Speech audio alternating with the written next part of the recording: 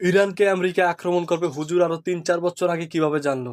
Iran মাঝখানে চেষ্টা করেছে আমরা সোনা দিয়ে তেল কেনা বেচা করবো, সোনা দিয়ে। ওই জন্য দেখেন ইরানের সাথে অলওয়েজ লেগে আছে, অলওয়েজ একটা ফিকশন লেগে আছে। আমি অবাক হব না যদি কয়দিন পরে ইসরায়েল ইরানকে হামলা করে, আমি অবাক হব। এটা অবাক হব না যদি কয়দিন পর লেবাননে গিয়ে সে আক্রমণ করে, সে যদি কয়দিন পর মিশরে আবার আক্রমণ করে, জর্ডানে আবার আক্রমণ করে, আমি অবাক হব না। এগুলো আমরা বুঝি। এখন কথা হচ্ছে এই যে কেনা বেচাটা জায়েজ না জায়েজ বলেন দেখি, এটাও ভাইদের কাছে ফতোয়া নিয়েন। এতে করে কি হলো, ডলার হয়ে গেল সুপিরিয়র কারেন্সি, ও আধিপত্য বেড়ে গেল, আধিপত্য বেড়ে গেল। যদি আমরা টাকা দিয়ে তেল কেনা বেচা করতে পারতাম, তখন আমার টাকার মান থাকতো বেশি, ওদের মান থাকতো কম। তখন ডলারকে কেন্দ্র করে সব টাকা পয়সার মান নির্ধারণ করা শুরু হলো। কথা বুঝতে পারছেন? এই চুক্তিটা করেছে আরবরা। কারা করেছে? আরবের গলফ কান্ট্রিরা। এর পিছনে একটা ঘটনা আছে। বাদশাহ ফয়সাল রাহিমাহুল্লাহ তিনি তেল বয়কট করেছিলেন, তারপরে হেনরি কিসিঞ্জার এসে এই চুক্তি করেছে।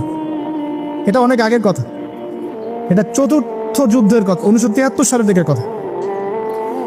এখন এই তেলের উপর নিয়ন্ত্রণ তারা নিয়ে নিল ডলার দিয়ে। যেটা বলতে চাচ্ছি শুনে বুঝেন। আমি ডলার দিলাম আপনাকে। আপনার নাম কি ভাই? আপনার নাম কি? হ্যাঁ হ্যাঁ, সাকিব। আচ্ছা, সাকিব ভাইকে আমি ডলার দিলাম, এক ব্রিফকেস, এবং তিনি তেলের মালিক মনে করেন। এখন ভাই আমাকে তেল দিলেন, তা আমি তেল মাসাল্লাহ আমার দেশে নিয়ে গিয়ে বাংকার আছে, বাংকার, ওই বাংকারের নিচে তেল ঢুকে রিজার্ভ করে রেখে দিলাম, যাতে ভবিষ্যতে এটা কাজে লাগে। কারণ তেল ছাড়া তো বিশ্ব অচল। আপনি তেল ছাড়া এই বিশ্বে কিচ্ছু চালাতে পারবেন না, পারবেন? কিচ্ছু চালাতে পারবেন না, পুরোই অচল। এখন ভাই তো আবার অস্ত্র শস্ত্র তার কাছে নাই, সে আমার সাথে বন্ধুত্ব করেছে। এখন আমি তাকে বোঝাচ্ছি যে আপনার তো নিরাপত্তার জন্য অস্ত্র দরকার, আপনার আশপাশে অনেক শত্রু আছে, ইরান আছে আপনার পাশে, যদি হামলা করে আপনার শত্রুরা তো অভাব নাই, তাহলে অস্ত্র কিনতে হবে না আপনার? ও বলছে হ্যাঁ কিনতে হবে। তো তাহলে অস্ত্র তো আপনি বানাতে পারেন না, সেই প্রযুক্তি আপনার নাই। আমার দেশে অনেক অস্ত্র আছে, এগুলো আপনাকে দেই, আপনি ডলার দিয়ে এগুলো কিনে নেন। প্রথমে যে ডলারটা আমি ওকে দিয়ে তেল নিয়েছি, ওই ডলারটা আমি আবার ওর কাছ থেকে নিয়ে আমার অস্ত্র দিলাম ওকে। লাভ কার? বুঝেন নাই মনে হয়। প্রথমে আমি দিয়েছি ওকে ডলার, সাকিবকে, সাকিব দিয়েছে আমাকে তেল। সেই তেল নিয়ে আমি আমার দেশে রিজার্ভ করেছি, তেল তো আমার থাকলোই।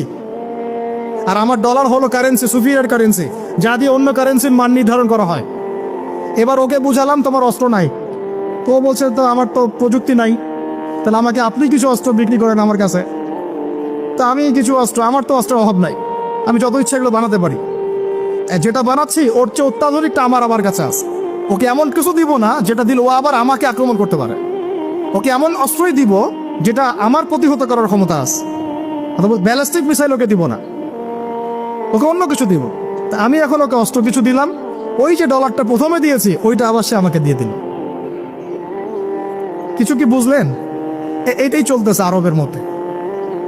অথচ এই সার্কাসটা কিম জং উন অনেক বেশি বুঝেছে আগে।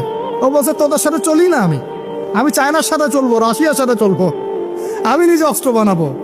দেখেন না কয়দিন আগে গোলগাপ্পু একটা মানুষ আসে আর বলে যে এই যে বিচার চালাচ্ছে, ও ভালো কাজ করছে তাও মাশাআল্লাহ।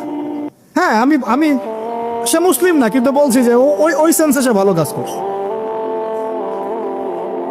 এই নিয়ন্ত্রণটা পুরো দখল জায়রিস্টরা নিয়ে নিয়েছে। জায়গার, ভৌগোলিকত্বের, মিডিয়া, প্রযুক্তির, অস্ত্রশস্ত্র, তেলের সবকিছু আস্তে আস্তে বিশ্ব এদিকে যাচ্ছে। তবে সুসংবাদ, আমাদের জন্য সুসংবাদ হচ্ছে এই সময়টা আস্তে আস্তে অনেক মুসলমান শাহাদাত বরণ করবে ইনশাআল্লাহ, এবং তারা জান্নাতে শহীদ হয়ে পাখি হয়ে যাবে ইনশাআল্লাহ। ওটাই তো চূড়ান্ত সাফল্য। সুলাইমান আলাইহিস সালামের সময় তাদের এত ক্ষমতা ছিল যে ওই যে সাবার রানী বিলকিস মনে আছে হুদহুদ পাখির ঘটনা? হুদহুদ পাখি এসে বলছে যে ওইখানে একটা দেখলাম সাবার রানী সূর্যকে পূজা করে। তো সুলাইমান আলাইহিস সালাম বলছেন কোন জিন আছো যে আমি এখান থেকে ওঠার আগে ওকে নিয়ে আসতে পারবে? এক জিন বলছে যে আপনি এখান থেকে উঠে দাঁড়ানোর আগেই ওই সিংহাসন নিয়ে চলে আসতে পারবেন। কত শক্তি চিন্তা করেন।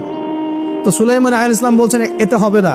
আরেকজন জিন যার কাছে কিতাবের জ্ঞান ছিল, মানে সে আলেম ছিল, সে বলছে যে আপনার উঠতে হবে না, চোখের পলক ফেলার আগেই এটা হাজির হয়ে যাবে। সুবহানাল্লাহ, চোখের পলক ফেলার আগেই মনে করেন যে 500 মাইল দূরের একটা সিংহাসনকে তুলে নিয়ে আসবে এখানে, চিন্তা করেন তাহলে কত বড় শক্তি। তো এরকম শক্তি আল্লাহ পাক দিয়েছিলেন সুলাইমান আলাইহিস সালামকে, এবং ওই সময় বানু ইসরাইল কিন্তু সারা বিশ্বটাকে শাসন করেছে।